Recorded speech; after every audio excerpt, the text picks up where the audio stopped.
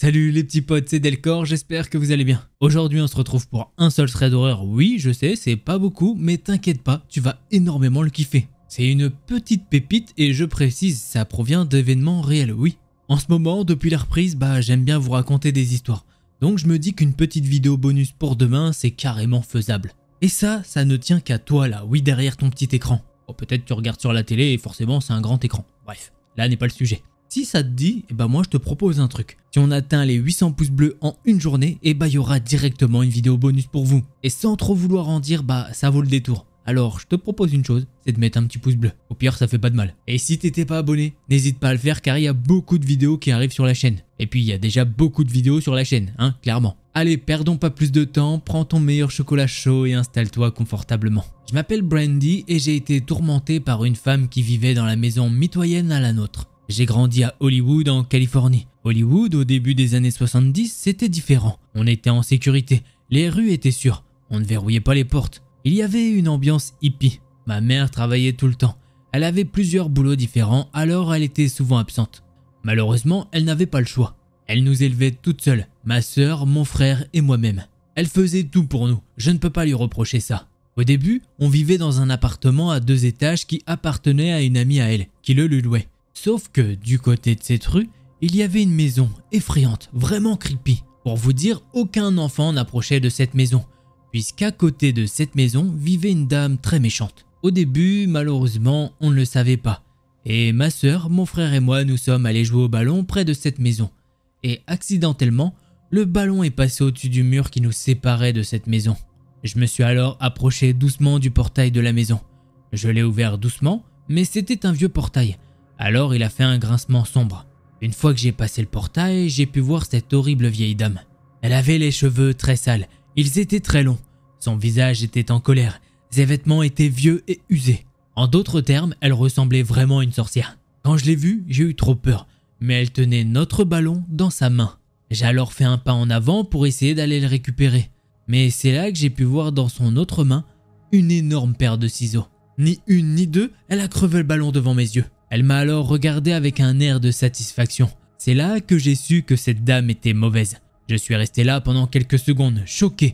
Ma respiration était saccadée. Jusqu'à ce qu'elle jette vers mes pieds le ballon qu'elle venait de crever. J'ai pu voir que ça la rendait joyeuse de voir la peur dans mes yeux. Là, ça en était trop pour moi. J'ai reculé et je suis sorti de là en courant. Une fois que ma mère est rentrée à la maison, je lui ai dit que cette femme était vraiment méchante. Elle m'a alors juste répondu « Alors ne t'approche pas d'elle, n'y pense plus ma chérie. Et ne va pas la déranger, ce n'est qu'une vieille dame. » Elle me disait simplement « Reste loin d'elle. » Alors, c'est ce que j'ai fait pendant des années. Et un jour, les propriétaires de l'appartement où on vivait ont voulu le récupérer. Heureusement, pendant tout ce temps, on avait fait des économies.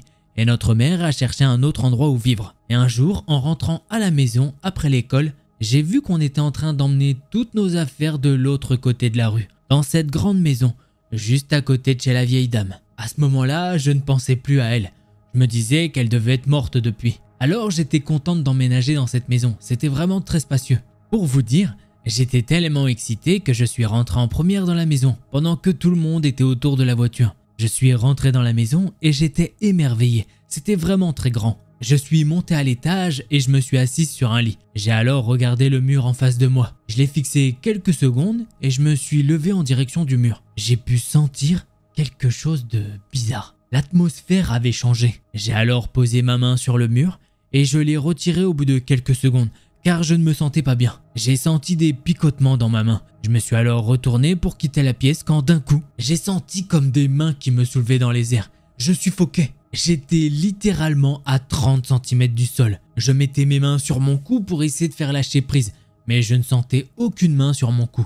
Pourtant, je suffoquais. Je n'arrivais plus à respirer. Encore une fois, d'un coup, je me suis fait ramener vers le mur, toujours en l'air. Et au bout d'une dizaine de secondes qui m'ont paru une éternité, l'emprise m'a lâché. Je suis alors tombé au sol. J'étais larmoyante et j'essayais de reprendre mon souffle comme je pouvais. Une fois que j'ai repris un peu d'air, j'ai couru à toute vitesse pour aller voir ma mère. Elle m'a directement dit « Mais qu'est-ce que tu as ?» Je lui ai alors dit paniqué « Maman, je ne veux pas vivre ici. Quelque chose m'a attaqué là-haut.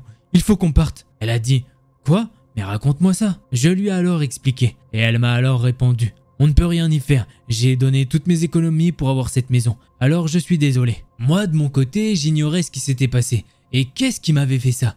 Mais je ne voulais surtout pas le savoir. Mais il y avait quelque chose qui n'était pas normal. Vraiment pas normal. Après cet événement, je ne voulais pas dormir à l'étage du haut. Je dormais avec ma mère en bas en sécurité. Un jour, ma mère a proposé de faire bénir la maison. Elle a déposé du sel dans toute la maison pour la purifier.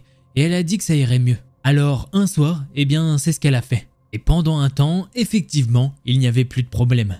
Mais un jour, ma mère m'a demandé d'arroser les plantes. J'étais à l'extérieur de la maison en train d'arroser les plantes très proches de la maison de la vieille dame. J'avais quasiment fini quand j'ai senti ma main être agrippée par quelque chose. Je me suis alors retourné et j'ai pu voir que c'était cette dame qui me tenait fermement la main. J'essayais de me débattre, mais elle était naturellement plus forte que moi. J'étais totalement tétanisé. Elle ressemblait vraiment à une sorcière. On aurait dit qu'elle n'avait jamais connu la douche.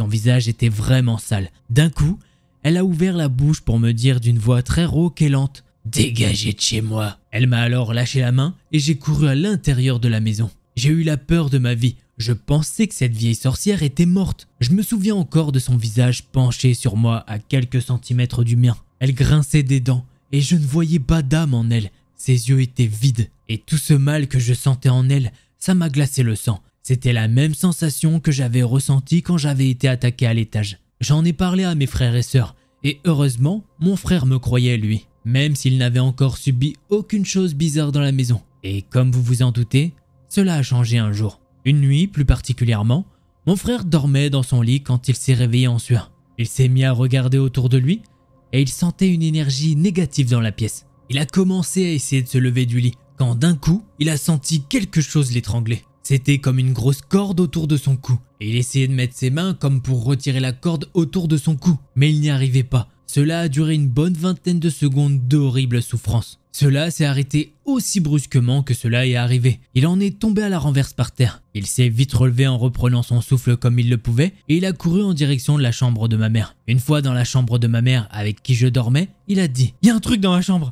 il faut qu'on parte maintenant !» Il s'est alors précipité dans les bras de ma mère qui lui ouvrait ses bras. Il se plaignait d'une douleur au cou. Alors elle l'a examiné et elle a pu voir qu'il avait des marques sur le cou. Elles étaient très profondes. Pour vous dire, il avait des bleus encore une semaine après cet événement. Après ça, mon frère ne voulait plus dormir à l'étage. Il savait ce que j'avais vécu et il me croyait à 100%. Il s'est même mis à dormir dans la chambre de ma mère, par terre dans un sac de couchage. Moi, de mon côté, je savais que la chose qui avait attaqué mon frère était la même chose qui m'avait attaqué. Je m'en voulais que cette chose se soit attaquée à quelqu'un d'autre, mais ça prouvait que ce que je disais était vrai. On dormait tous dans la chambre de ma mère, sauf Rachel, ma grande sœur. Elle était plutôt du genre à nous dire: « Allez, arrêtez avec vos conneries, je suis sûr que vous dramatisez. » Sauf que malheureusement, ma sœur va apprendre qu'avec mon frère, on ne dramatisait pas. Une nuit chaude, ma sœur dormait dans son lit à l'étage quand elle a été réveillée par une horrible, mais alors horrible douleur. Sa main gauche était en sang, elle s'est mise à hurler. Elle a pu voir que son ventilateur était également taché de sang et que c'est ce dernier qui lui avait fait ça à la main. Cette nuit-là, quand elle s'est endormie, son ventilateur était éteint. Et surtout, il était bien plus loin sur la table de chevet. Petit rappel au cas où, mais dans ces années-là, les ventilateurs, ils n'avaient pas de système de sécurité comme maintenant. Donc les pales des ventilateurs, ils étaient un petit peu à l'air libre. Après cette nuit-là, Rachel, ma sœur, a également décidé de dormir en bas. Au final, on a tous décidé de dormir en bas. À partir de ce moment-là, je me disais que ça dégénérait. On en était arrivé à un point où on ne passait plus de temps dans la maison. Je me suis dit qu'il fallait qu'on fasse quelque chose, ça ne pouvait plus durer. J'ai remarqué que ces événements avaient commencé au niveau du mur qu'on avait en commun avec cette vieille folle. Un jour, alors que je sortais des poubelles avec mon frère, on a pu voir que la porte d'entrée de chez la sorcière était ouverte. On a commencé à s'approcher lentement de son entrée. On a décidé de monter les escaliers qui menaient à son entrée. Mon frère a pénétré à l'intérieur en premier et je l'ai suivi. Une fois dans la pièce principale, on a pu remarquer que sa maison ressemblait plus à un dépotoir qu'à une véritable maison. Tout était en bordel sans dessus-dessous. Tout sauf une table qui était plutôt bien rangée comparée à tout le reste. Sur cette table, il y avait une maquette représentant notre maison. C'est là que mon frère a découvert l'horreur absolue. Il y avait la configuration quasiment exacte de notre maison. Mais pire que tout, il y avait des poupées avec des photos de notre tête dessus. Celle de mon frère était entourée d'une corde. À côté de celle de ma sœur était installé un système tranchant qui ressemblait à une sorte de ventilateur. Mon frère et moi étions effrayés par ce qu'on pouvait voir, mais nous n'avons pas eu le temps de tout examiner car nous avons entendu un bruit à l'extérieur. Quelqu'un montait les escaliers. Avec mon frère, nous nous sommes accroupis en dessous de la table. On a alors entendu la porte d'entrée claquer et des bruits de pas s'approcher. On savait que c'était la vieille dame. Elle crachait ses poumons et avançait lentement. Elle s'est alors arrêtée devant la table à notre niveau. J'avais une peur terrible. J'avais l'impression de ne pas avoir le droit de respirer. Je me disais qu'elle allait entendre les battements de mon cœur. À côté, mon frère devait penser de même. Ses yeux étaient grands ouverts. Les pieds de cette femme étaient crades. Je pouvais voir ses ongles tout crasseux car elle portait des sortes de claquettes fait main. Elle s'est alors remise en marche pour aller à l'opposé de la pièce. Et c'est là que mon frère m'a dit « Vas-y, fonce !» Et c'est ce que nous avons fait. Nous avons couru comme des fous. Mon frère était un peu en retrait. Il s'occupait de regarder derrière nous pour voir si elle nous rattrapait. Je suis alors rentré la première dans la maison. Mais à peine j'étais rentré que la porte s'est refermée. Mon frère est resté à l'extérieur et il tapait sur la porte. De mon côté, je pleurais. Je voulais que mon frère me rejoigne. Heureusement, mon frère a réussi à ouvrir la porte et il m'a prise dans ses bras. C'était vraiment horrible à vivre. Cette dame faisait vraiment tout pour nous faire du mal. C'était comme si une décharge avait parcouru tout mon corps, jusqu'à mes orteils. J'avais des frissons. Je ressentais cette peur que l'on ressent quand on sait que quelque chose de mal va arriver. Je pense qu'elle appelait les ténèbres pour nous faire du mal et je l'ai dit à ma mère. Elle m'a alors répondu « Ouais, c'est vrai, ça paraît logique ». Je crois que c'est à partir de ce moment-là qu'elle a commencé à comprendre. Le coup de grâce à cette histoire, c'est quand le prêtre est venu bénir la maison. Il est allé inspecter chacune des pièces de la maison pour la bénir et quand il est revenu, on était tous dans le salon. Et il a dit à ma mère que cette chose dans la maison était trop intense, trop diabolique et que tant que la vieille dame serait là à appeler les ténèbres, alors on ne pourrait pas purifier la maison.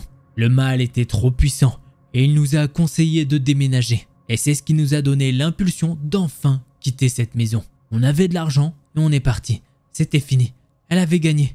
Voilà, je me mets comme ça parce que là l'histoire je viens de la lire d'une traite quasiment, c'est une dinguerie. Sans nom, laisse tomber, j'ai pas les mots, je sais pas si vous avez les mots. Je sais pas si on peut apparenter ça à du vaudou. Je pense qu'il y en a, ils me diront, il y en a ils seront plus calés dans les commentaires. Des fois vous êtes bien calés, donc ça c'est cool, n'hésitez pas. Est-ce que ça s'apparente à du vaudou? Bon, il y a quand même les poupées avec les têtes et tout, les photos dessus. Il y a la corde qui pourrait représenter, t'as le truc qui ressemble à un ventilateur. Donc techniquement, je pense que c'est ça. Après, je m'y connais pas trop, j'ai pas envie de dire de la D. Donc voilà, hein, vous me dites et on en discute. En tout cas, j'espère que cette histoire vous a plu. Moi, je l'ai hard kiffé. N'oublie pas, si tu veux une autre vidéo, 800 pouces bleus pour demain. Mais je sais que t'en veux encore, donc je te propose d'aller voir cette vidéo-là. Allez, en attendant la prochaine vidéo, portez-vous bien, tchuss les petits potes.